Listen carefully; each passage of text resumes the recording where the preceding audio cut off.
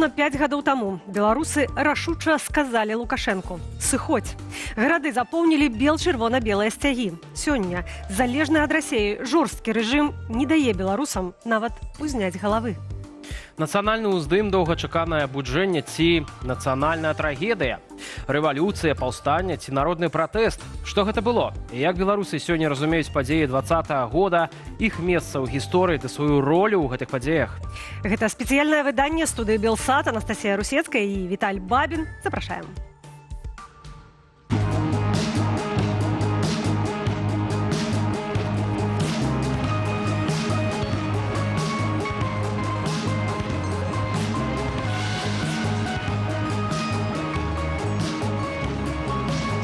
Считайте правильно, вы же учителя, вы же учите наших детей.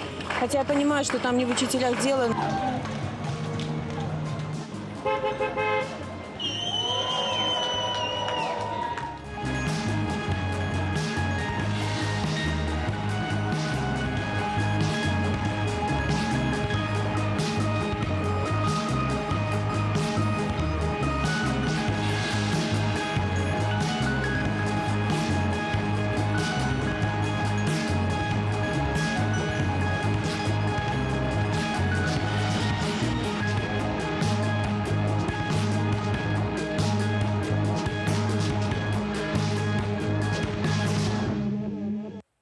А ў якім пункце мы цяпер, пасля жніўня 20-го? Што чакае Беларусь у будучым? Каму баліць ад тых падзеяў больш? Нацыянальна арыентаваным беларусам ці прыхільнікам Лукашэнкі?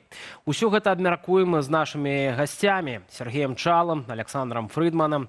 А таксама ў канцы эфіру да нас завітае музыка Піт Паўлаў. І цяпер акурат прапаную згадаць, як развіваліся падзеі ўлетку 2020 года. З чым падышлі да выбараў прэзідэнта, якія прайшлі 9 жніўня. Лукашенко тады намаляваў сабе чарговую элегантную перамогу. Аднак беларусы не пагадзіліся і паўсталі супраць фальсіфікацыі падліку галасоў. Ян Федарович. 2020 надзвычай гарачаму выбарчаму лету папярэднічала пандэмія ковіду. Лукашенко называў яе коронапсихозом і практычна не ўводзіў карантинных захадаў. Вот ты же не заметила, что они летают? И я тоже не вижу. Неўзабаве на гэтым фоне ў Беларусі распачалася прэзідэнцкая выбарчая кампанія. Заявы на рэгістрацыю кандыдатамі падала рэкордная колькасць асобаў – 55. Сярод іх, як вядомыя апазіцыянеры, гэтак і асобы, якія толькі ў 2020 заявілі пра свае политичные амбиции. Ну, мне, наверное, представилось, как сказал мой сын, замечательную фразу. Он сказал так: зная тебя, ты никогда себе не простишь, что ты этого не сделаешь. ЦВК ў выніку зарэгістравала 15 ініцыятыўных групаў. У буйных гарадах стаялі вялізныя чэргі з ахвочых паставіць подпіс за кандыдатаў. Тым часам пачаліся затрыманні лідараў. За краты трапілі прадстаўнікі старой апазіцыі Мікола Статкевіч і Павел Северынец, а таксама банкір Віктор Бабарыка ды блогер Сергей Тихановскі. Пасля усе атрымалі вялікія тэрміны. У выніку да ўдзелу ў выбарах дапусцілі ўсяго 5 кандыдатаў. Гэта Александр Лукашенко, сустарчыня кампаніі «Гавары правду» Андрей Дмітрыяў, прадпрымальнік Сергей Чэрачань, экс-дэпутатка Ганна Канапацкая, а таксама жонка Сергея Тихановскага Святлана.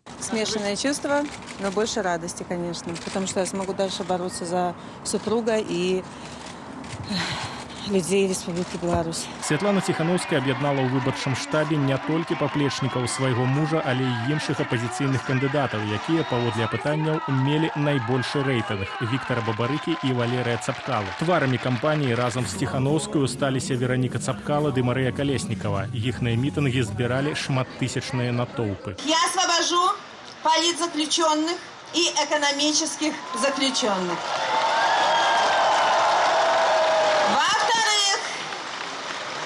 Я проведу референдум по возвращению Конституции 1994 года.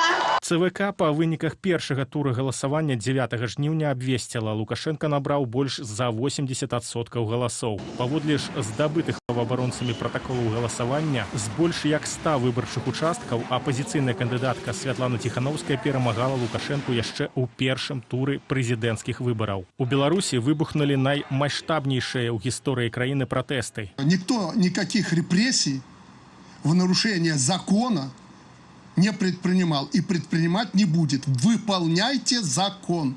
исполняйте закон. Лукашенко адказаў масавым тэрорам, які не сціхае і дагэтуль. Колькасць рэпрэсаваных з палітычных прычынаў складае ў Беларусі паводле аб'яднання Белпол як найменей 500 000 асобаў. З іх больш за 7 000 асуджаныя паводле крымінальных артыкулаў.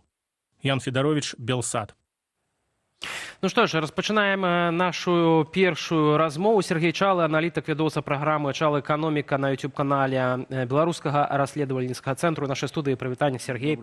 Дзякуй, што знайшлі час далучыцца да нашага эфіру. А і на відэасувязі Александр Фрыдман, палітычны аналітык і гісторык з Нямецчыны. Александр, вітаем вас таксама і дзякуем, што далучыліся да нас. Добрый вечар. І першае пытанне, натуральна, пра 2020. Падзеі таго года вельмі часта называюць рэвалюцыяй. Іншыя пярэчаць, зменаў палітычнага строю не адбылося. Таксама ўжываюць палітолагі і іншыя акрэсленні. Кажуць пра тое, што гэта было паўстанне. Таксама маштабныя акцыі вельмі часта называюцца пратэстамі, але і тут ёсць нязгоднае. То што гэта было? Мое первое питание да господара Сергея. Ну, это, конечно, не мятеж, не восстание. Это действительно революция по всем показателям. Это, во-первых, электоральная революция, то есть тот самый случай, когда случилось невозможное, то, что, в общем, не верили никто. Большинство аналитиков говорили, что невозможно будет ни людей поднять, ни большинство на выборах получить. А, как мы понимаем, Лукашенко проиграл с треском. Это классические опрокидывающие выборы. Он проиграл в разы. То есть я думаю, что соотношение было примерно там 1 к 3, как минимум. Ну, 1-2, может быть, чем-то еще. То есть это примерно соотношение те, которые получал когда-то Лукашенко в 2006 году. Это классические опрокидывающие выборы, это электоральная революция. По своему содержанию это была революция. Я сам, на самом деле, этот термин многократно пропагандировал. Это буржуазно-демократическая революция, классическая буржуазно-демократическая революция. Да, у нас такое отстающее историческое развитие. Смысл в том, что Лукашенко за долгие годы выставил практически неофеодальную систему, как в экономике, так и в политике. И в этом смысле и буржуазность ее, и демократичность ее были очевидны. Эта революция до сих пор не завершилась. Сейчас мы имеем период реакции. Да, то есть Лукашенко отказался признавать, собственно, ну, нарисовав эти результаты, да, отказался их признавать. Мы, очевидно, мы знаем, что он их проиграл, он знает, что он их проиграл. Сама история там, с попыткой, как сейчас правильно говорить, вот эти вот $1000, которые он там предлагал за отъезд Светланы Георгиевны Тихановской, это, по сути, подкуп должностного лица и признание ее, в общем-то, по факту легитимности. Революция не завершилась, они бывают длинными. Я думаю, лучше всего это знает профессиональный историк. Мы находимся в середине еще этого периода. Господар Александра, з історичного пункту гледжання, ці гэта рэвалюцыя была? Ці паўстанне, ці проста пратэсты? Тот тэрмін, які вось зараз выкарыстоўваецца больш за ўсё, гэта ўсё ж такі тэрмін пратэсты, гэта тэрмін такі абсалютна нейтральны, бо ўсё ж такі сапраўды, калі гаворка ідзе пра рэвалюцыю, вельмі часта рэвалюцыю звязваюць з дасягненнем пэўных мэтаў, з вынікам. Але калі паглядзець у гісторыю, у глыб гісторыі, гэта не абавязкова так. Ёсць паспяховыя рэвалюцыі, ёсць рэвалюцыі, якія не мелі поспеху. Ёсць сапраўды, як Сергей слушна сказаў, ёсць хвалі рэвалюцыі. Што тычыцца таго, што адбылося ў Беларусі ў 2020 годзе, калі паглядзець на наступствы, калі паглядзець на тое, што было з беларускім грамадствам у 2020 годзе, сёння мы ўжо знаходзімся ў 25 годзе, але мы ўсё роўна абмяркоўваем гэтыя падзеі 2020 году. І што цікава, іх абмяркоўваюць як тыя людзі, якія спачуваюць дэмакратычнаму руху альбо з'яўляюцца ягонай часткай, але таксама і рэжым. Калі паглядзець на сёння на іх розныя прапагандысцкія рэсурсы, іх таксама па-ранейшаму пераследуе гэтае 9 жніўня і гэтыя падзеі. Таму я схільны да таго, каб назваць гэта рэвалюцыяй, гэтыя падзеі рэвалюцыі. Магчыма, гэта першая рэвалюцыйная хваля, магчыма, гэта першая рэвалюцыя, будзе яшчэ другая, магчыма, таксама будзе трэцяя, але па маштабам уплыва на грамадства і па наступствам гэтых падзеяў яны мелі, безумоўна, рэвалюцыйны характар. Сергей, вось спадар Александр акурат сказаў пра тое, што гэтыя падзеі кранаюць як і прыхільнікаў улады, так і нас, прыхільнікаў пераменаў. А каго больш увогуле таргераць гэтыя падзеі 20-х? Ну, Кому я больше болеть?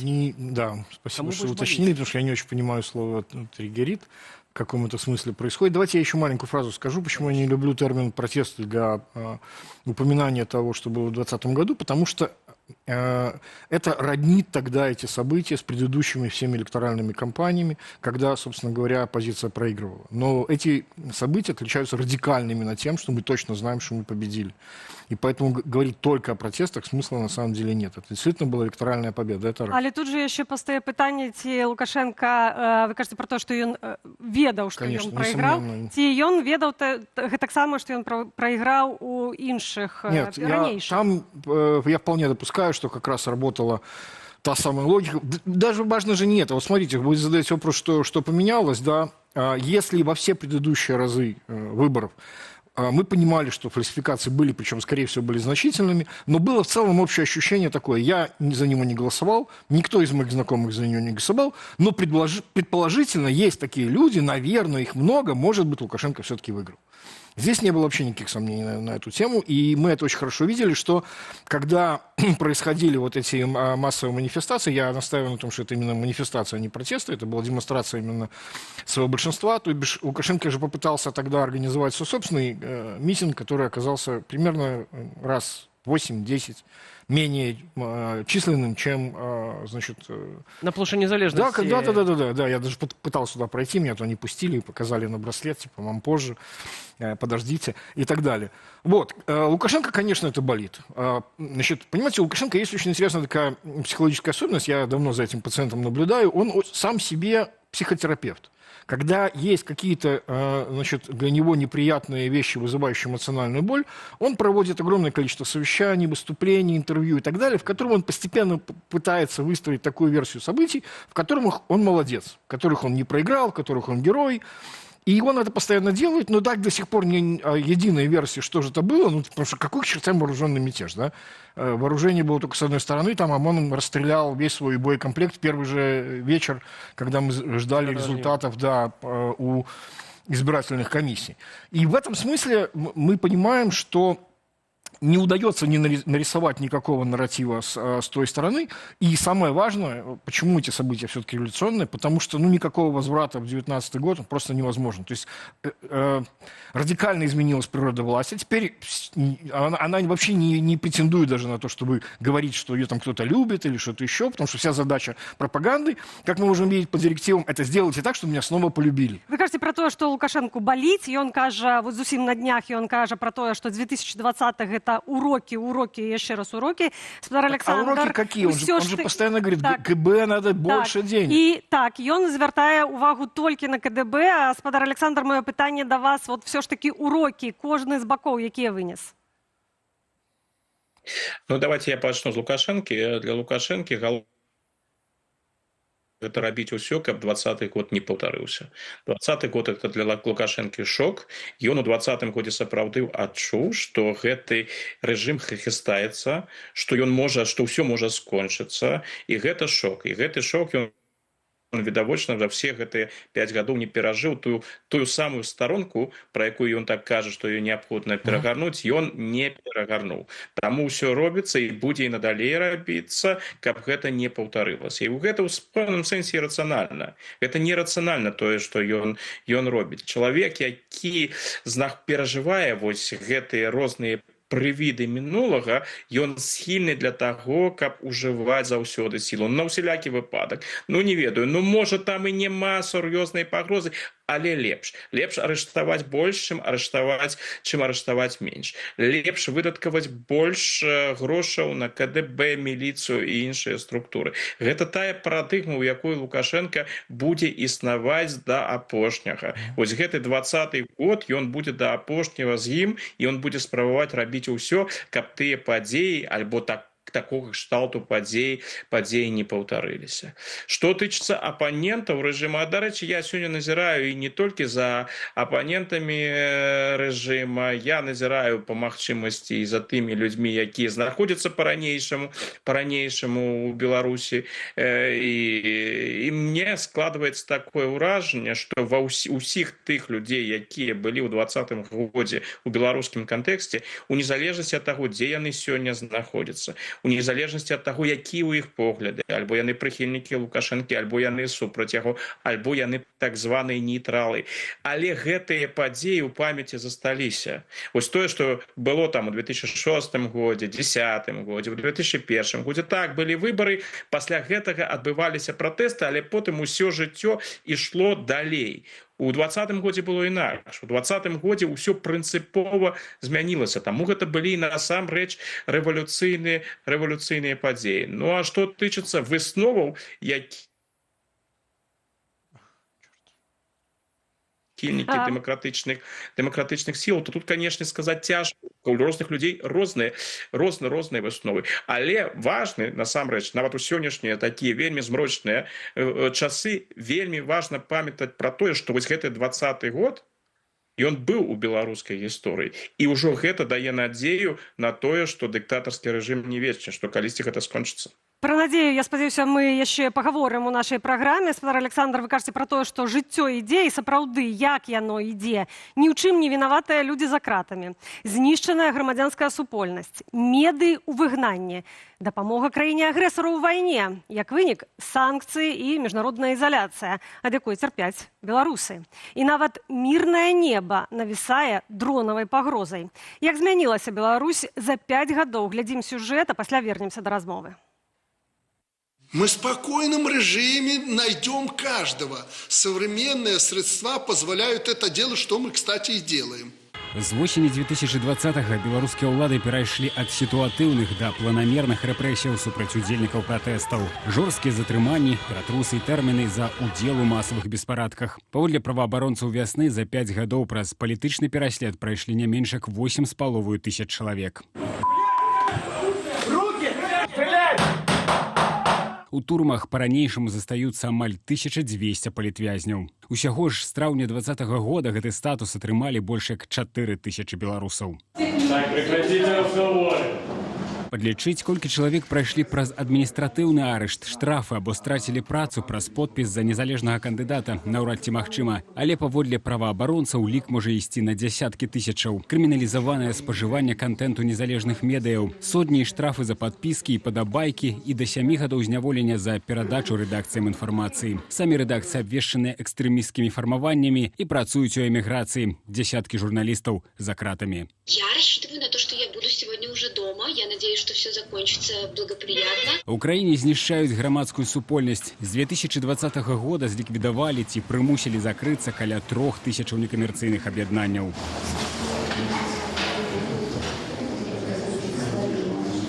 За паслявыбарчыя рэпрэсіі першыя санкцыі супраць рэжыму Александра Лукашэнкі увялі праз месяц пасля ягонай таемнай інаўгурацыі. Паважаць і ахоўваць правы і свабоды чалавека і грамадзяніна. Тады краіны Еўразвязу і ЗША не прызналі новы тэрмін Лукашэнкі, але еўрапейскія лідары яшчэ спадзяваліся на дыялог з ім. Ілюзіі скончыліся ў траўні 2021-го. Дзеля арышту супрацоўніка тэлеграм-каналу «Нехта» Романа Протасевича ў Менску прымусова пасадзілі самолет «Рэнэйр», што ляцеў у Вільню. Я понимаю, какой урон я нанес не только государству, но и стране. И сейчас я хочу сделать все, что в моих силах для того, чтобы исправить эту ситуацию. Еўразвяз адказаў сектаральнымі санкцыямі супраць калійнай прамысловасці і нафтаперапрацоўкі. Лётаць над Еўропаю забаранілі беларускім самалётам. У адказ восенню таго ж года беларускія ўлады арганізавалі адзін з наймацнейшых міграцыйных крызісаў. Межы Польшчы, Літвы і Латвіі штурмавалі тысячы нелегальных мігрантаў. Самалётамі іх дастаўлялі ў Беларусь з Іраку, Сірыі ды іншых арабскіх краінаў. Узімку 21-22 гадоў Расія сцягнула ў Беларусь войскі на вучэнні і не вывела пасля. У лютым 22-го стала вядомая прычына. Беларусь зрабілася пляцоўкаю для ўварвання ва ўкраіну. З нашай тэрыторыі Расія няўдала спрабавала захапіць Кіеў. Лукашенко з першых дзён адкрыта падтрымаў агрэсію. А я сейчас вам покажу, откуда на Беларусь готовилось нападение. З тэрыторыі Беларусі на Украіну ляцелі ракеты, з аэрадромаў расійскія самалёты, а дзясяткі айчынных прадпрыемстваў працавалі і працуюць на расійскі ВПК. Узмацніліся рэпрэсіі. У турму цяпер адпраўляюць не толькі з-за фота вайсковай тэхнікі, але і за антываенную пазіцыю ці песні на украінскай мове.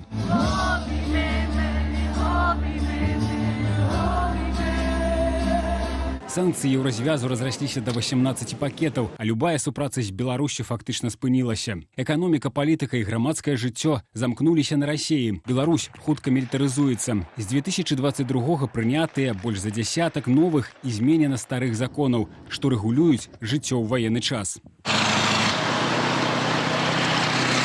У 2024 Россия постановила разместить на территории Беларуси ядровую зброю и гипергукавые ракетные комплексы средней далекости. На осень запланованное новое супольное войсковое обучение. Президент Республики Беларусь, председатель Высшего государственного совета союзного государства.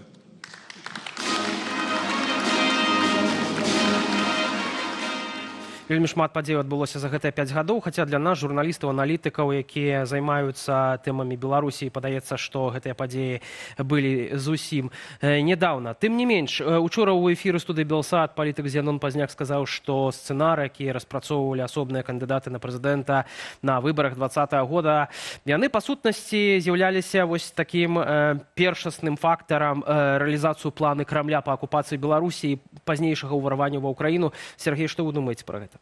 Я ничего не думаю по этому поводу. Я не могу отвечать за то, что говорит Зянон Станиславович. Я могу только вспомнить, что... И это, кстати, я чуть-чуть возвращаюсь к итогам, как сказать, урокам, которые надо было бы извлечь, в том числе и нашему лагерю. Я был сейчас на конференции «Новая Беларусь», на первой панели. Вот у меня такой экспромтом родилась такая фраза: «Нам нужна работа над безошибками». Потому что, на самом деле, в 2020 году удалось сделать больше, даже чем кто бы то ни было ожидал. И, наверное, все возможное, что можно было сделать, сделали. И понять нужно не то, чего нам не удалось. Это, знаете, как аппетит приходит во время еды. А вот не дожали, а вот хотелось бы. Но просто давайте, положа руку на сердце, вспомним, что в действительности мало кто верил, что даже такое достижение возможно. Вот. А разобраться, почему же это все-таки произошло. Так вот, главным фактором, почему, наконец, эта электоральная победа была осуществлена, это то, что оппозиция вышла благодаря Светлане Георгиевне Тихановской, благодаря вот этой вот трем грациям, объединению лидеров в том числе. И самое главное месседжу, который был, выйти из гетто и обратиться к широкому кругу людей. Вот это создание широкой коалиции, объединенных людей с разными идеологическими взглядами, объединенных одной целью ради того, чтобы победить Лукашенко, это и было фактором успеха. И об этом сейчас нужно помнить. И это не был геополитический выбор. Там не стоял вопрос, мы на там, в ту сторону, другую, там будет такая экономика, сякая экономика. Светлана Георгиевна говорит о том, что это вот моя задача сейчас победить, я потом проведу новые выборы, и там будут уже люди с разными взглядами. Тут история поспеху. А в чым поспех? То бок тыя новыя выборы за 5 гадоў не адбыліся, якія былі абяцаныя? Еще раз, надо понимать, что это длинный процесс. Да? То есть, как бы вот у нас был, значит, окно возможностей, которое радикально поменяло ход истории. С этим все согласны. Еще раз говорю, возврата назад нет. Лукашенко понимает, что, значит, его режим трансформировался из, ну, то, что раньше называлось либеральной, значит, демократии, то бишь, ну, когда выборы все-таки используются для легитимизации, но все понимают, что они сфальсифицированы, теперь это, ну, откровенная, даже не диктатура, это скорее тоталитарное государство, именно благодаря вот этому фактору уничтожения гражданского общества, которое и было, кстати говоря, все эти структуры, которые с 2010 года, казалось бы, поражение 2010 года и уход людей из политики в третий сектор, разросшиеся все эти структуры солидарности, которые все одновременно фактически стали работать в 2020 году и стали фактором победы, они ведь никуда не делись, они же продолжают функционировать, пускай даже в изгнании где-то еще. И это главное наше достижение, что никуда это ничего не разбрелось и так далее, и так далее. Потом уже действительно получилось так, что благодаря выбору Лукашенко, это его собственный выбор был, стрелять в свой собственный народ. В первый же день мы помним гибель Тарайковского, значит, на Пушкинской. Из-за его собственного выбора он впоследствии не смог ничего сказать Путину ради того, чтобы, значит, использовать эту самую территорию ради нападения. Дальше он становится заложником этих самых событий. Бывают моменты, когда история проходит точкой бифуркации. После этого, значит, и мы идем как то, что в шахматах называется форсированный вариант, когда с каждой из сторон единственные шаги, значит, и никакого другого пути нет. После чего мы встречаем следующий новый. Аккурат, Сергей, вы кажете про то, что кроки як бы былі перадвызначаны. Пастае такое ўражанне, што былі перадвызначанымі. То бок спачатку было здушэнне пратэстаў, пасля знішчэння грамадзянскай супольнасці і НДА ў 21 годзе, у 22 вайна. То тут паўстае пытанне, ці мог той же самы Путін ужо ў 20-м задумвацца пра тое, бо ён ведаў, што будзе нападаць на Украіну вайной і, адпаведна, мы ж ведаем, што падчас пратэстаў ён свае сілы да мяжы падсунуў. Это Лукашенко его об этом попросил. Так. Значит, давайте я просто в качестве... Мы не можем знать, что в голове у Путина. Я, например, уверен, что война с Украиной началась бы рано или поздно, независимо от событий в Беларуси. Это его... Але, магчыма, так прасцей было? Сложно сказать. Я думаю, что в самом худшем случае это было бы как с Гитлером, когда он обходил линию Мажино, то есть там мимо нейтральной страны, и все. Для этого масса способов. Если у человека эта идея, он там разговаривает с Петром и Екатериной, а больше уже не с кем, да, то это иррациональные вещи.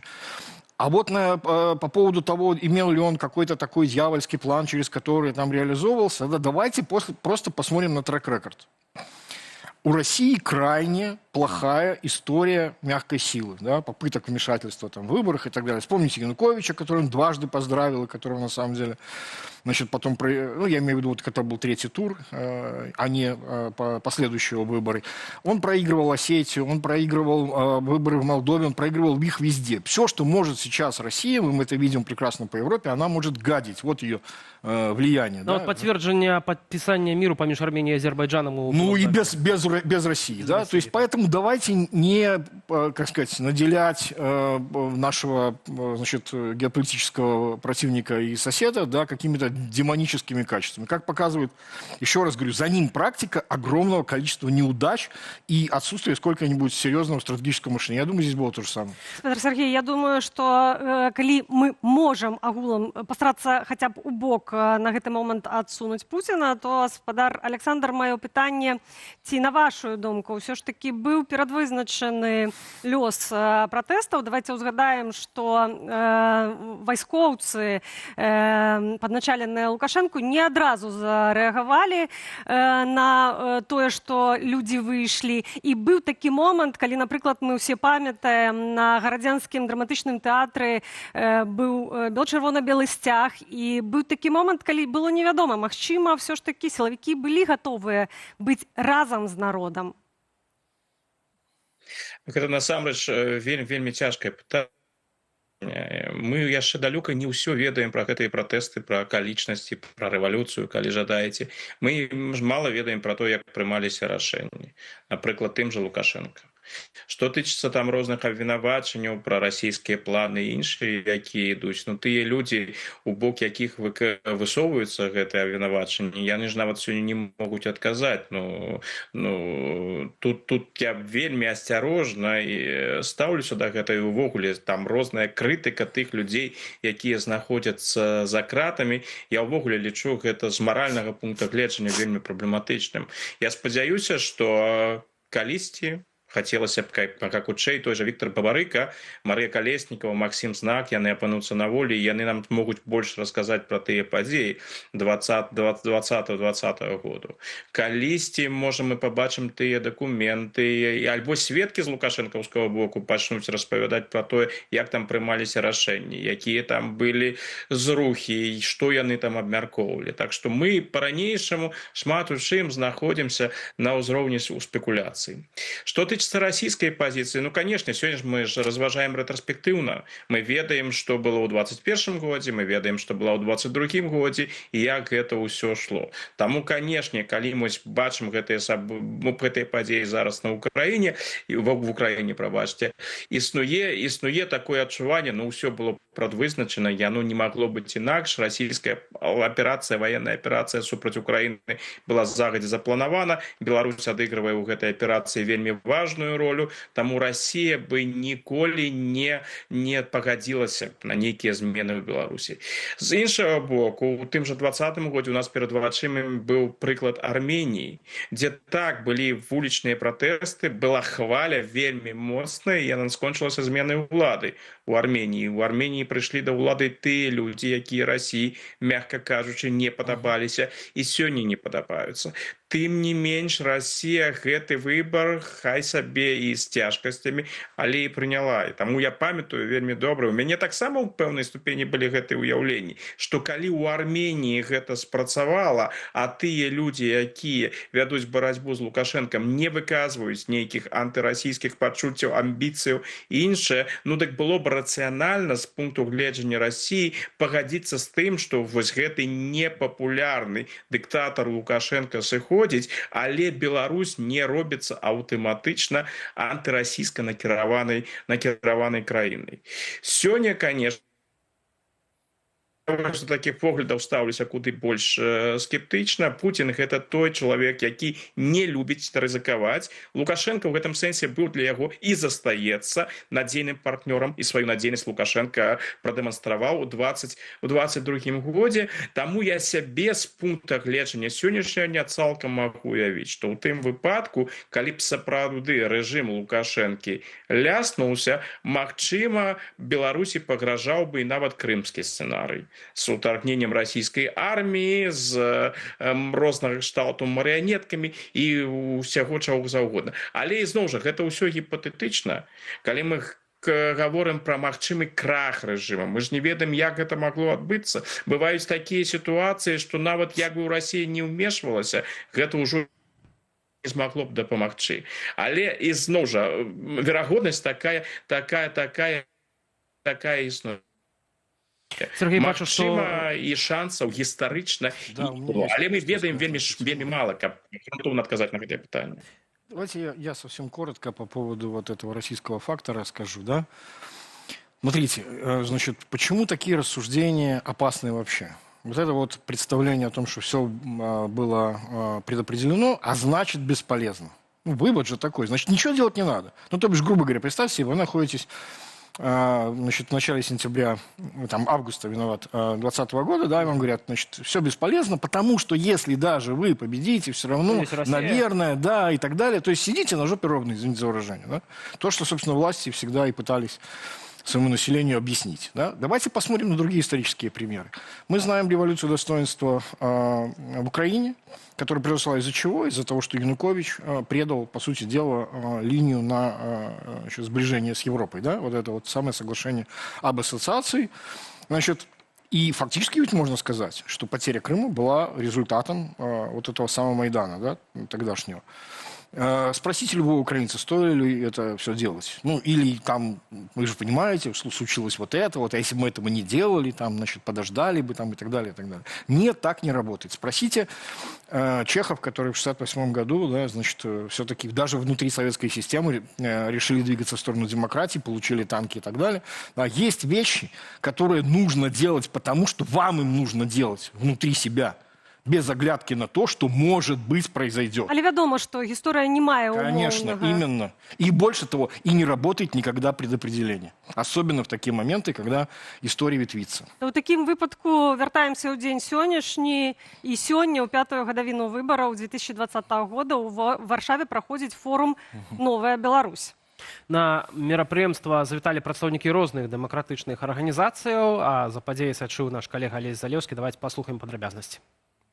Мы не перамаглі, але і не прайгралі. Так ацаніла вынікі апошніх 5 год Святлана Ціханаўская падчас адкрыцця канферэнцыі «Новая Беларусь». І гэта быў той рэдкі выпадак, калі лідарка аказалася больш скептычная за сур'ёзных спікераў-аналітыкаў. Так эканаміст Зміцер Крук заявіў, што для гісторыі беларусаў падзеі 2020-го не менш важныя за абвяшчэнне Беларускай Народнай Рэспублікі ў 1918 годзе. Вельмі паспяхова паказалі сябе на міжнароднай арэне. Тое, што нас адрозніваюць ад России, то, что белорусы и режим это не одно и то, что мы смогли заховать адносіны з украінцамі пасля пачатку войны, то, что мы смогли змобілізаваць дапамогу для грамадскай дзейнасці, для медыяў, гэта вялікія дасягненні. Правда, што рабіць далей дэмакратычным сілам, каб з нічэйнага выніку вырваць перамогу? У дадзены гістарычны момант Павел Латушка спадзяецца на хуткую сустрэчу з прадстаўнікамі Дзярждэпартамента США, каб скарыстацца з актуальнага вакна магчымасцяў і праз прасунуць ідэю круглага стала з атачэннем Лукашэнкі. Гэтай кароткатэрміновай геапалітычную сітуацыю мы павінны скарыстаць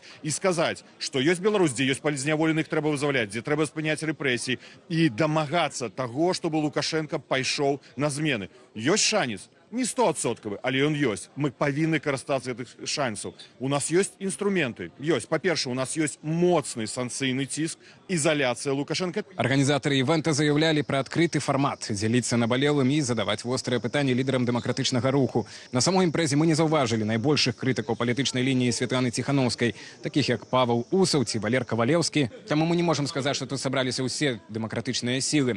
Але спрэчкі пры гэтым былі паміж прыхільнікамі жорсткіх санкцыяў супраць Лукашэнкі і тымі, хто выступае за паступовыя перамовы з мэтай вызвалення палітвязняў. Заўтра будзе другі дзень канферэнцыі, дзе маюць быць агучаныя канкрэтныя рашэнні. Што ж, паглядзім. Алесь Залеўскі, Белсат. Наша трансляция аккурат пишет, что все боялись, что Россия пойдзе бронить Лукашенко, тому и Тихановская, и Латушка спрабавали лагодна казаць про Путина и спадзяваліся на ягоны розум, але дарэмна спадзяваліся. Спадар Александра, ці ўвогуле трэба было ў 20-м пазіцыі думаць вось пра гэты фактор России и асабіста Владимира Путина?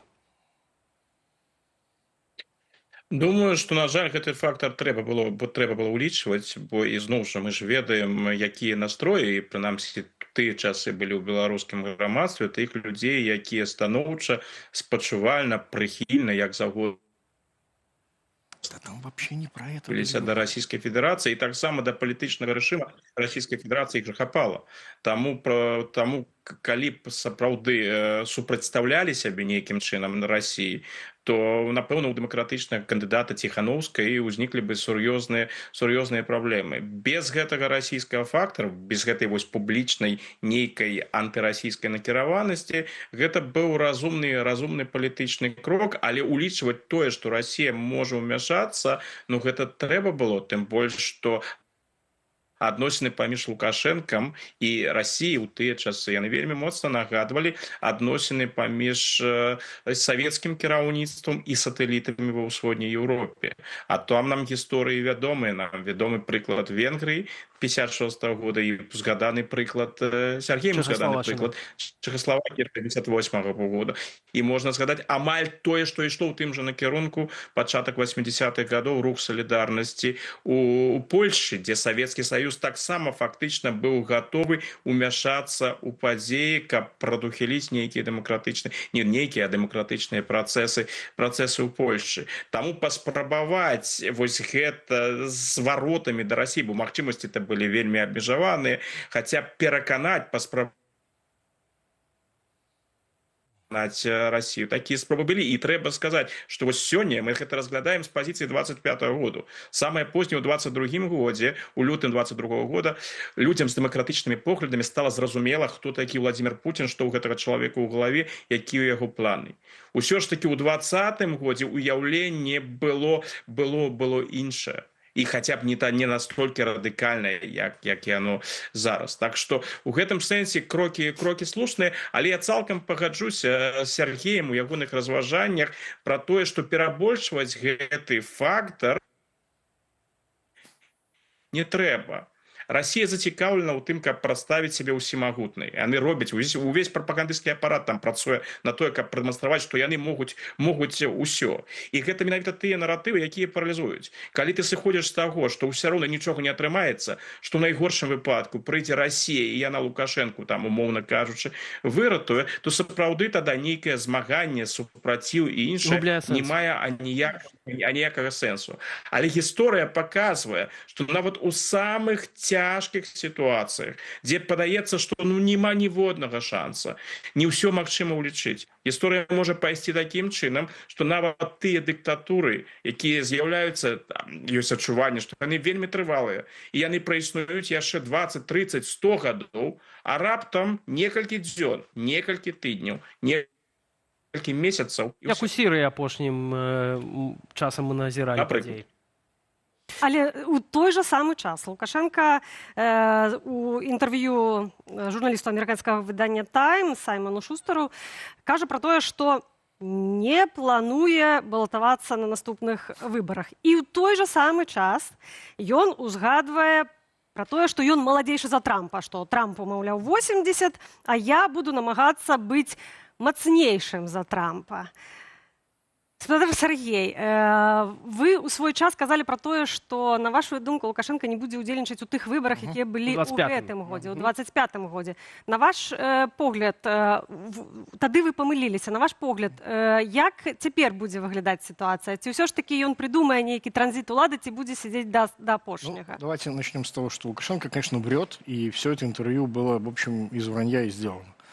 Значит, он вообще-то, давайте вспомним, он уже обещал не на этих, а на предыдущих 20-го года, перед 20-м годом, он вместо избирательной кампании уже с людьми не общался. Он общался с силовиками, со своими чиновниками, говорил, не предавайте этого главного посыла. Основной смысл его речи был, потерпите меня еще 5 лет, и это все.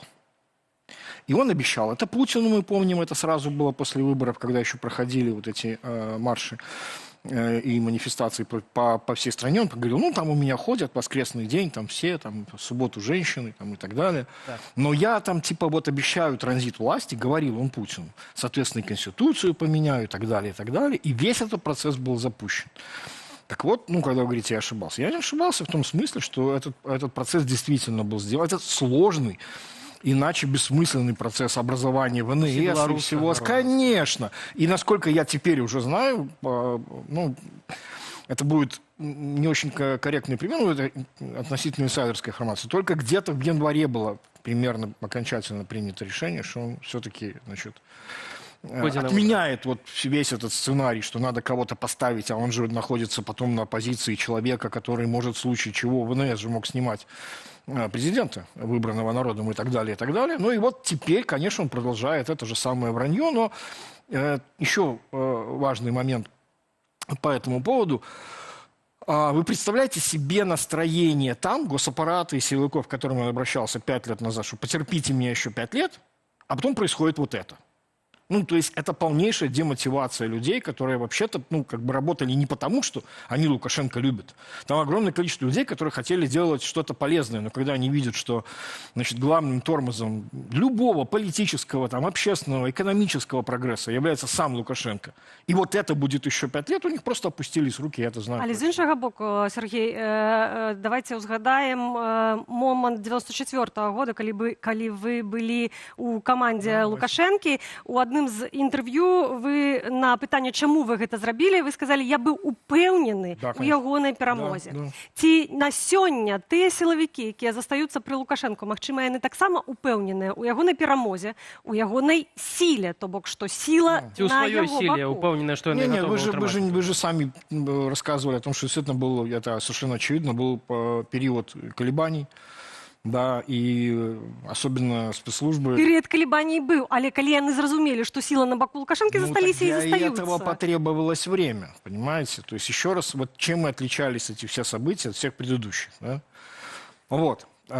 И в этом смысле, я думаю, что и Лукашенко не питает никаких иллюзий относительно и верности своих собственных чиновников. Вспомните, как долго... После 2020 года не менее 3 лет подряд он говорил, но теперь-то же все стало понятно, теперь-то выходите из-под плинтуса. Говорил он своим чиновникам, рассказывал о том, как я в администрации президента часами их убеждал, что хватит ждать, начинайте работать. Это был, черт побери, уже 23-й год. Начинайте, впрягайтесь и так далее. Не-не-не, там у него нет никаких иллюзий ни относительно того, насчет реальной своей популярности, как среди своих противников, так среди своих типа сторонников. Думаю, сторонников у него просто не осталось. Але калі мы кажам пра тое, што дзейнасць Лукашэнкі больш-менш зразумелая. Я напярэдадні гэтага эфіру паразмаўляла з людзьмі, якія глядзяць Белсат, то бок гэта палітычна ангажаваныя людзі. Яны канкрэтна кажуць пра тое, што Лукашенко спрабуе ператварыць Беларусь у канцлагер. То тут пытанне паўстае, што датычна дзейнасці апазіцыйных структураў, якія цяпер дзейнічаюць у выгнанні.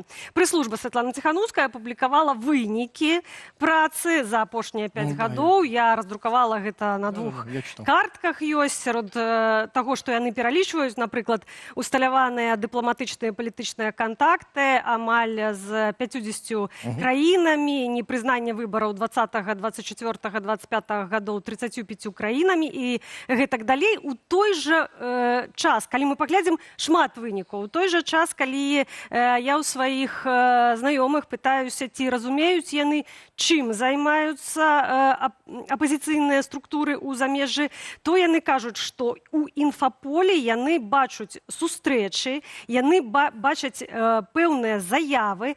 Пры гэтым у саміх структурах разабрацца народ не ў стане. То бок людзі не адрозніваюць ані офісу ад кабінету і коаардынацыйнай радзе. Так, гаспадар Александр, на вашу думку, все ж таки, як зразумець вынікі дзейнасці дэмакратычных сілаў за гэтыя 5 гадоў? А не апозіцыі. Гэта вельмі цяжка, насамрэч, ацэніць, бо любая дзейнасць дэмакратычная, любая дзейнасць за межамі краіны, яна вельмі цяжкая, яна абмежаваная па магчымасці. Што ты можаш зрабіць за межамі краіны? Ты можаш, па-першае, займацца дыпламатычнай актыўнасцю, гэта неабходна, бо кантакты з заходнімі краінамі, з Злучанымі Штатамі, з еўрапейскімі краінамі, гэта менавіта і ёсць важны палітычны капітал сілаў. Гэта той капітал, якога Лукашэнкі бракуе. Ну, зараз у яго ёсць пэўныя кантакты з амерыканцамі, але на еўрапейскім узроўні тыя выказванні, які ён зрабіў у тым жа інтэрв'ю з згаданым Саймону Шустару, яны паказваюць, што вось з Еўропы ў яго зусім усё цяжка, і настолькі цяжка, што ён нават вырашыў напрыканцы гэтага інтэрв'ю яшчэ еўрапейцаў і аблаяць. Ну, гэта так. Што тычыцца актыўнасці, ну, яна безумоўна прысутнічае. Тыя людзі, якія за гэтым сочаць, яны чакаюць эфектыўных крокаў. А што значыць эфектыўных крокаў? Уплыву на сітуацыю в Беларусі і крокаў, якія набліжаюць змены ў Беларусі. І з гэтым сапраўды ўсё выглядае досыць цяжка. Ну, трэба прызнаць, што магчымасці ўплыва на сітуацыю в Беларусі і на якія знаходзяцца ў Беларусі, в умовах рэсіі, якія ёсць, в умовах вайны, якая знаходзіцца на межах Беларусі, усё гэта вельмі цяжка і вельмі складана. Так што тут перабольшваць сваімі чаканнямі не трэба. І акрамя таго, ўсё ж такі 5 гадоў гэта досыць час, які прайшоў. Жыццё ў Беларусі ідзе далей. Людзі імкнуцца нават у тых умовах, у якіх яны жывуць, яны імкнуцца выжыць. І там, відавочна, ім не да палітычнага жыцця, і іх асабліва, напэўна, і не цікавіць, што там адбываецца. Тыя людзі, якія жывуць у Беларусі, задаюць пытанне, ну добра, там, умоўна кажучы, спадарня Ціхановская сустракаецца з еўрапейскімі лідарамі. Гэта прыгожа, гэта выдатна, беларускае пытанне ўздымаецца, яна дае інтэрв'ю вельмі сур'ёзным, сусветным СМІ, яе меркаванне наконт Беларусі, яно агучваецца, але як гэта ўплывае на сітуацыю ў Беларусі? Ну, пакуль ніяк, але гэта капітал, які ў пэўны момант можа быць скарыстаны. Тое, што на дадзены момант няма зрухаў і сур'ёзных поспехаў, гэта не азначае, што трэба там спыніць усю актыўнасць. Бо ізноў жа, калі спыніць актыўнасць і не рабіць нічога, то і вынікаў не будзе ніколі. І ў гэтым сэнсе цікавы прыклад для Беларусі, гэта прыклад іранскі. Калі прасачыць нават дзейнасць сённяшняга іранскага прынца, які ўжо з канца 70-х гадоў знаходзіцца ў выгнанні, і ўвесь гэты час ён не спыняе сваю актыўнасць. Ён працуе, у яго ёсць сустрэчы, ён імкнецца праз сацыяльныя сеткі і іншыя ўплываць на сітуацыю ў Іране. Калі паглядзець на ягонае палітычнае жыццё і на развіццё падзей у Іране апошнім часам, колькі там было спробаў змяніць сітуацыю. І кожны раз пакуль да апошняга нічога не атрымлівалася. Але ўсё ж такі іранцы не спыняюцца. Яны працягваюць гэтую дзейнасць, і яны упэўнены ў тым, што калісьці, безумоўна, будзе новае акно магчымасцяў, а разам з імі новы шанец і, магчыма, поспех. Вы кажаце пра акно магчымасцяў. Менавіта пра гэта давайце пагаворым напрыканцы нашай сустрэчы. Гаспадар Сергей, што далей? Дайте я маленький комментарий. Я очень не люблю слово «оппозиция». Оно не годится вообще для обозначения теперь демократического лагеря. Оппозиция – это функция страны, в которой существуют выборы. Это сила, которая проиграла эти, но надеется выиграть следующие выборы. Мы же в данном случае выборы на самом деле выиграли. То бишь мы, по большому счету, и не меньшинство, и не оппозиция. Это не совсем корректный термин для обозначения. А? У чым гэта відаць? Нет, подождите, давайте я скажу следующую вещь. Значит, по поводу влияния людей, которые оказались за границей. Эта иммиграция, и даже не в силу того, что она такая огромная по численности, то есть по самым скромным подсчетам это около 600 тысяч человек выехало после этих событий из Беларуси. Это другое качество на самом деле. И я бы сказал такое, что в условиях вот этой, значит, тяжелейшей политической системы, которая сложилась в Беларуси, влияние на ситуацию в Беларуси у людей, оказавшихся за границей, существенно выше, чем у тех, которые остаются там. Этим он отличается и от Ирана, этим он отличается от всех предыдущих других случаев. Значит, по поводу этих самых вот структур и так далее. Еще раз, это не надо этим даже людям на самом деле до конца разбираться, чем они там занимаются, потому что в действительности давайте попробуем, я просто предлагаю как бы аргументы посмотрим со стороны. Да? Вот наличие Светланы Георгиевны Тихановской, которая ведь, подождите, вот совершает визит. А почему она совершает визиты? Потому что фактически это настолько, насколько возможно в условиях, когда никто точно, действительно не знает юридических результатов выборов, это практически признание всем миром ее как президента-электа. Это невероятное достижение и так далее. Подожди, так вот, заканчивается час, мы не поспеем сказать про будущее. Як теперь белорусы мают успрымать, что далей? Послушайте, еще раз я говорю, история развивается прерывно. Пока вот этот тренд не закончится, не появится новое окно возможностей, но в это самое окно возможностей, и к нему надо готовиться, и быть готовым в тот момент, чтобы не растеряться. Наличие всех вот этих структур, и структур солидарности гражданского общества, и нового качества иммиграции, и нового качества политиков, оказавшихся за границей, да, то есть, еще раз буду повторяться, но это важный момент. Ленин, находясь в эмиграции, чем занимался? Строил партию нового. Типа для чего? Чтобы в конце сказать... Сергей, калі я правильно вас разумею, то все ж таки гэта чаканне альбо рыхтаванне до нового окна магчымасцяў. Дякуем за гэтае меркаванне. І літаральна 15 секундаў у нас застаецца. Спадар Александр, ваше пожаданне беларусам, што далей? Як жыць? Вот у таких умовах не страчваць надзею. Умовы неспрыяльныя, сітуацыя цяжкая, але трэба змагацца, трэба мець надзею і, безумоўна, добро павінна перамагчы. Дзякуй вялікі за гэтае пажаданне, за гэтую размову. Сергей Чалы, аналітык, ведаўца праграмы «Чалы эканоміка» на YouTube-канале Беларускага расследавальніцкага цэнтру. На відэасувязі Александр Фрыдман, палітычны аналітык і гісторык з Нямецчыны. Мы працягваем наше выданне. Першай ахвяраю гвалту пасля выбарчыя пратэсты 2020 года стаў Александр Тарайкоўскі. Імаверна, ён быў застрэлены 10 жніўня каля станцыі метро Пушкінская ў Менску. Падчас пратэстаў і пасля з жыцця пайшлі некалькі дзясяткаў беларусаў, якія трапілі за краты ці на хімію, або зазналі пераслед пасля адбыцця тэрмінаў. Вечная ім памяць.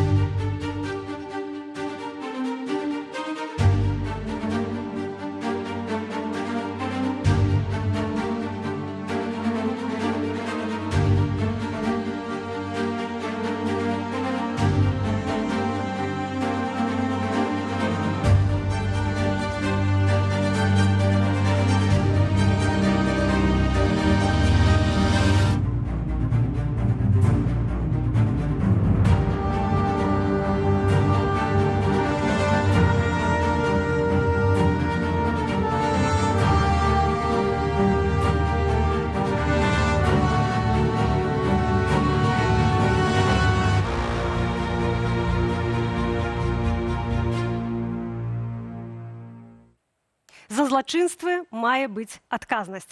Турэмная клетка ў цэнтры Варшавы. Гэткім незвычайным чынам польскія праваабаронцы Amnesty International Польшча сёння прыцягвалі ўвагу мінакоў да сітуацыі з беларускімі палітычнымі вязнямі. На акцыі пабываў і наш калега Александр Баразенко. краіна, што ператварылася ў турму. У дзень 5-й гадавіны таго, як у беларусаў скралі галасы на прэзідэнцкіх выбарах, што прывяло да масавых мірных пратэстаў, польскія праваабаронцы з Amnesty International зладзілі ў цэнтры Варшавы акцыю салідарнасці з беларусамі. Tylko trzeba podać dane, imię, nazwisko. Ja mogę wpisać. Reżim białoruski. Рэжым Лукашэнкі кідае за краты каго заўгодна. Нам, палякам, гэта можа незразумела і дзіка, што ў турму можна трапіць за допіс у сацыяльных сетках, за каментар ці за дробнае ахвяраванне няўрадавым арганізацыям. Гэтая клетка таксама сімвалізуе ізаляцыю, якую рэжым ужывае да вязняў. Напэўна, для палякаў і агулам для міжнароднай супольнасці ўсё ж такі тыя сабіцці, які адбываліся 5 гадоў таму, яны ўсё ж такі былі больш зручлівыя, больш абураючыя іх. І праз 5 гадоў ўжо цяжка здзівіць людзей, цяжка здзівіць міжнародную супольнасць тым, што адбываецца ў Беларусі. І таму гэта такая чарговая спроба нагадаць, што ўсё працягваецца, ўсё набірае яшчэ больш новыя жорсткія абароты. Не все понимают действительность белорусскую, не все понимают, с чем сталкиваются близкие политвязни, сами политвязни, то есть с каким давлением, в каких условиях, потому что представление ошибочное у людей за границей, и какая нужна помощь, тоже представление ошибочное. Гэта адбываецца не тут, але адбываецца цяпер у вельмі блізкай да нас Беларусі. Мы тут сёння, каб выказаць салідарнасць і нагадаць пра палітычных вязняў, каб грамадства не забывалася, што і мы можам зрабіць нейкія крокі, бо ніводзін рэжым не мае імунітэту ад уплываў, і мы мусім ціснуць. Дамагчыся вызвалення палітычных вязняў цяпер галоўны і хіба найцяжэйшы выклік для дэмакратычных сілаў. Уздымаецца гэтае пытанне і ў кантактах заходніх палітыкаў з рэжымам Лукашэнкі. Аднак станам на сёння, 9 жніўня 2025 года, у беларускіх турмах застаюцца 1187 палітычных вязняў. І гэты спіс няспынна папаўняецца. Александр Баразенко, Белсат. Цягам гэтых 5 гадоў з Беларусі выехалі, паводле розных ацэнак, 500-600 тысячаў чалавек.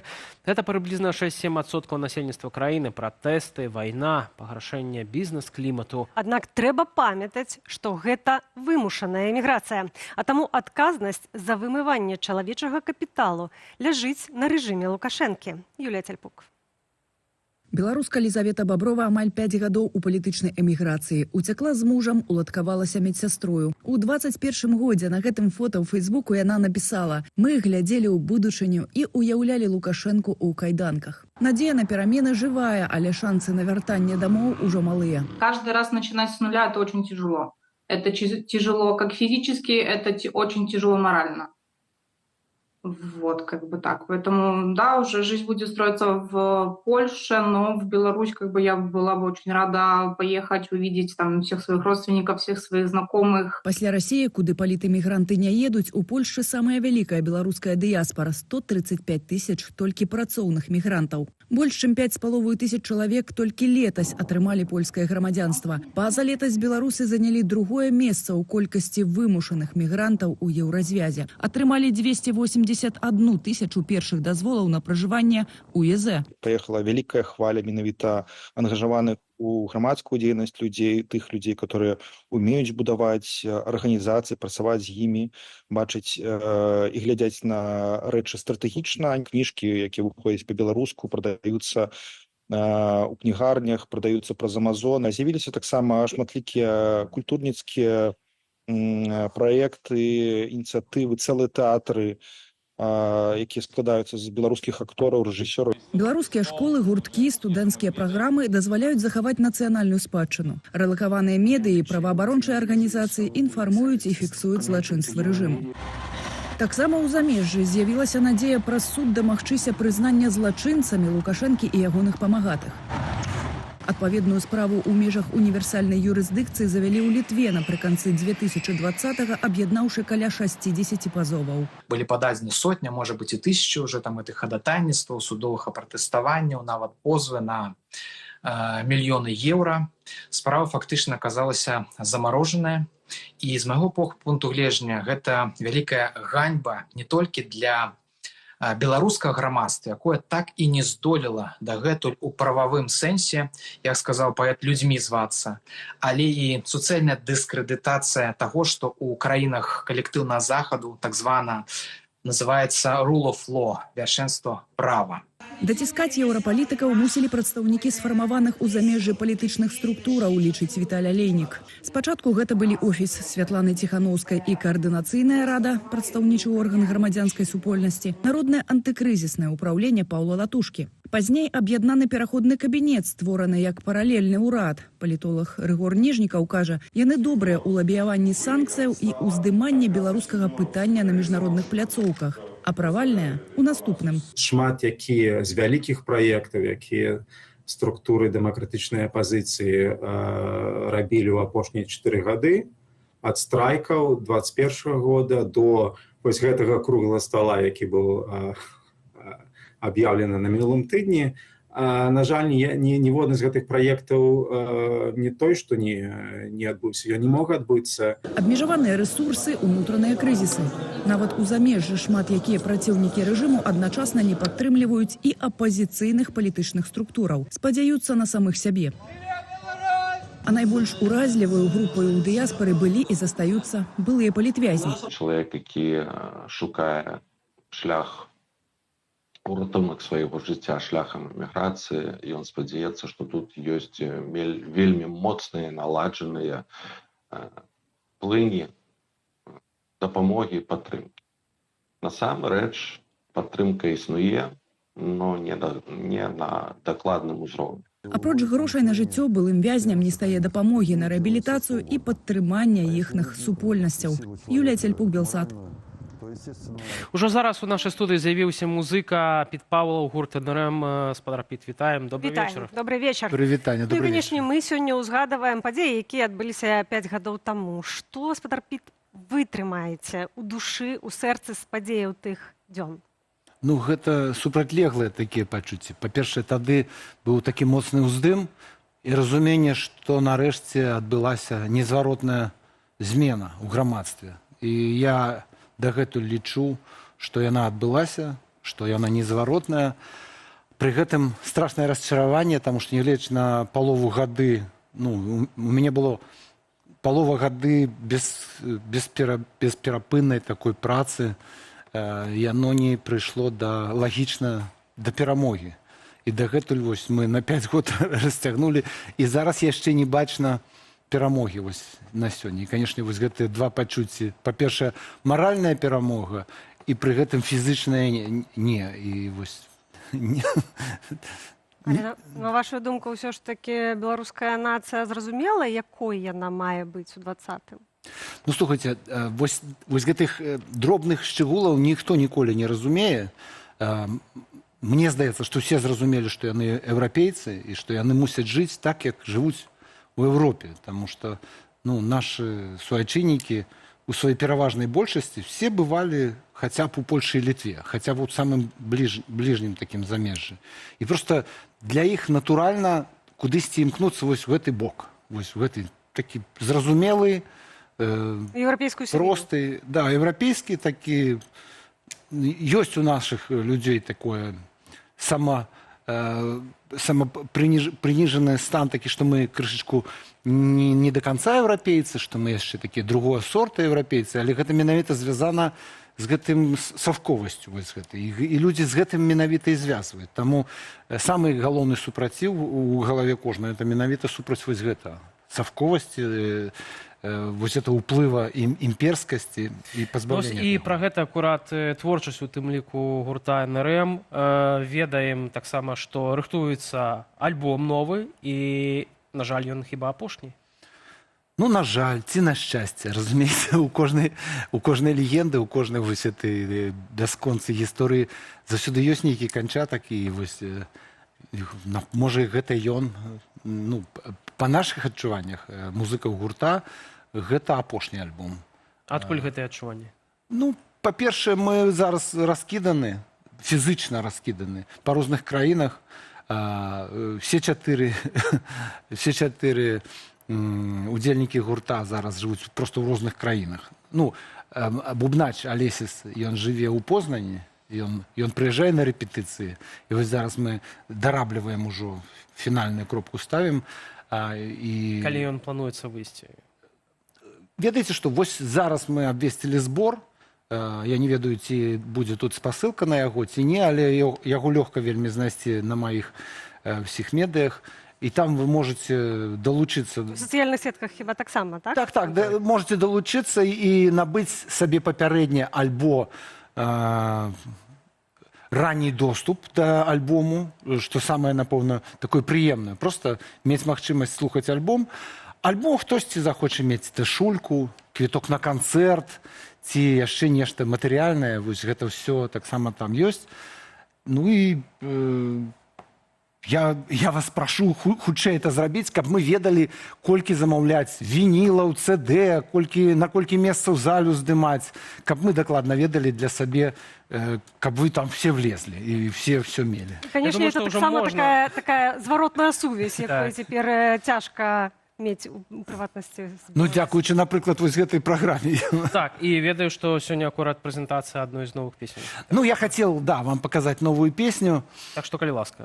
І зараз вам яе зграю. Але назва? «Стокгольмскі сіндром».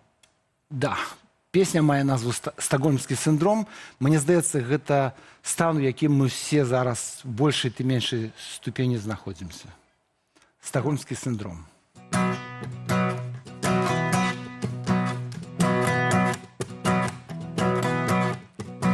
Ты не можешь поверить, что гэта с тобою, что ты не повинный ни в чем.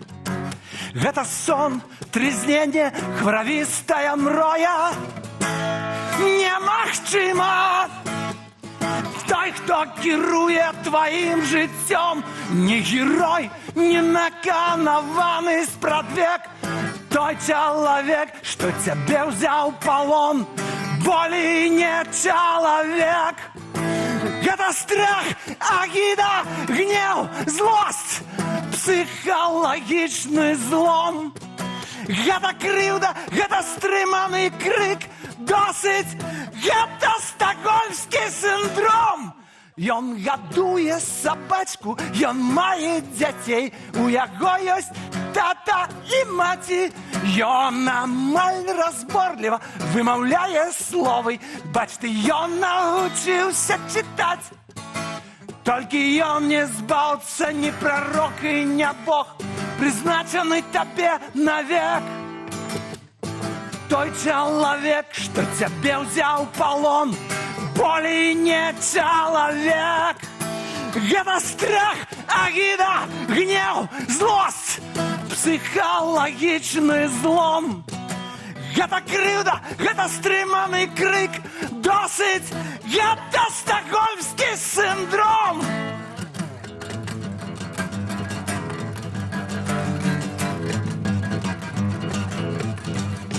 Ты не можешь поверить, что гэта с тобою, что ты не повинный ни в чем. Ты шукаешь в им человечьи рысы, ты молчишь, не молчи. Ён тебе не брат, ни кумы, ни батька, ни царь, ни кумир, ни стратег. Той, кто зараз гвалтуе тебе, болей не человек. Гэта страх, агіда, гнев, злость, псіхалагічны злом. Гэта крыўда, гэта стрыманы крык, досыць, гэта стокгольмскі сіндром. Дзякуй вялікі. Вельмі чакаем гэты альбом. Безумоўна, што кожны можа унесці лепту і атрымаць свой шанец, таксама з'явіцца часткай гісторыі гэтага новага альбома, магчыма, апошняга альбома НРМ під Павлу музыка ў нашай студыі. Спадарства, 9 жніўня 20-го это не толькі дзень галасавання на выбарах прэзідэнта, але і пачатак масавых пратэстаў, што ахапілі ўсю нашу краіну. Як працавалі ў гэтыя гарачыя дні журналісты Белсату, глядзіце ў нашым наступным матэрыяле.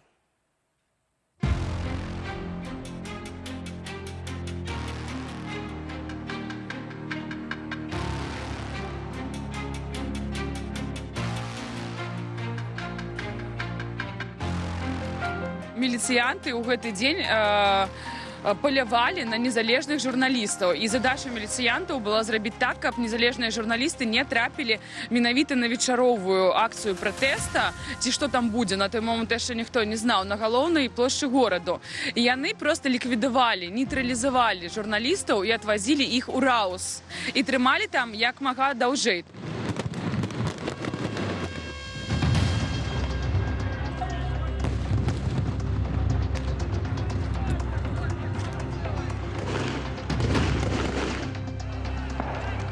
Працавалі ў раёне Стэлы, працавалі у Фрунзенскім раёне, каля Пушкінскай недалёка. Нам нейкім проста цудам з калегамі ўдалося упрыгнуць у аўтамабіль, які быў прыпаркаваны ў адным са двароў, і выехаць, бо уся тэрыторыя ўжо была фактычна зачышчаная. Мы выязджалі з гэтага двара і проста выехалі пасярод натоўпу спецназаўцаў.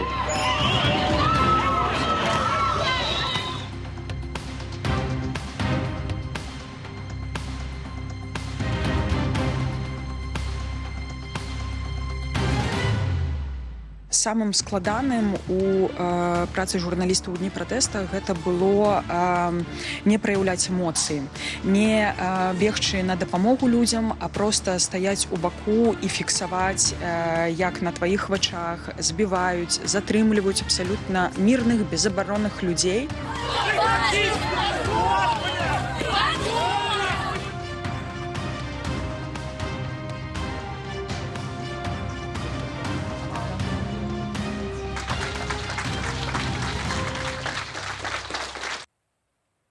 Акцыя салідарнасці беларусаў замежжа ў гадавіну скрадзеных выбараў і пачатку найбуйнейшых у гісторыі краіны пратэстаў прайшлі сёння ў розных кутках свету. На маршы свабоды ў Варшаве пабывала і здымачная група Белсату.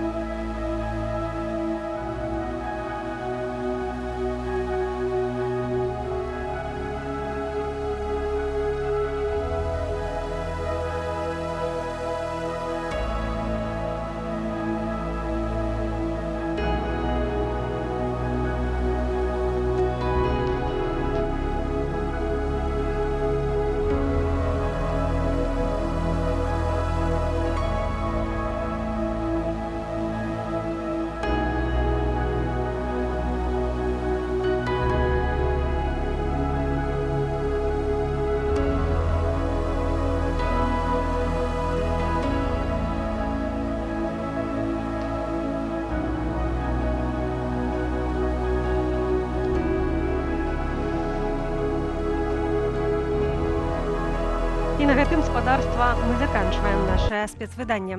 Зычым вам заставацца ў бяспецы, трымацца блізкіх. Ну а мы працягнем інфармаваць вас пра падзеі ў Беларусі, у свеце і надалей, як рабілі гэта ўсе папярэднія гады.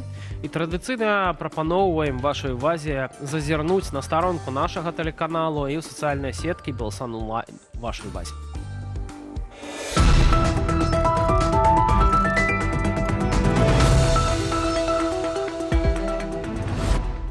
На пратэсты ў 2020-м выйшлі самыя розныя людзі.